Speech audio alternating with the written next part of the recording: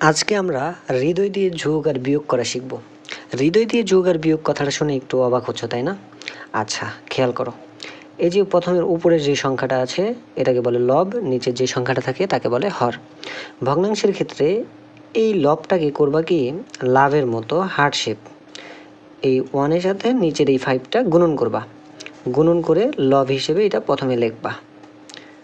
বুঝছো? তাহলে একের সাথে 5 গুণন করলে হয় 5। একই রকমভাবে এই দ্বিতীয় লবটাকে এই প্রথম হরটার সাথে গুণন করবা, গুণন করলে হয় 3 4 12। দুইটা লিখলা, মাঝখানে যেই চিহ্নটা আছে সেটা লিখবা।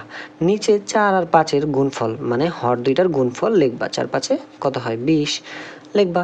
লেখার পরে এখন খালি যোগ করে দিবা। 5 আর 12 যোগ করলে হয় 17, নিচে হয় 20। এটাই হচ্ছে অ্যান্সার। সেম বিয়োগের ক্ষেত্রেও একই নিয়ম ফলো করবা।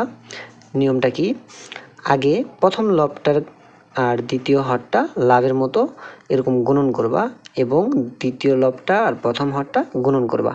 তাহলে গুণন করলে কি হয়, 7 দুগুণে 14, মাঝখানে যে চিহ্নটা আছে সেটা দিবা, 3 অক্ষে 3 আর নিচে 3 7 21, এটা বসাবা। এরপরে 14 থেকে 3 বাদ দিলে যা হয় এটা এখানে লিখবা 11/21। এটাই হচ্ছে রাইট অ্যান্সার।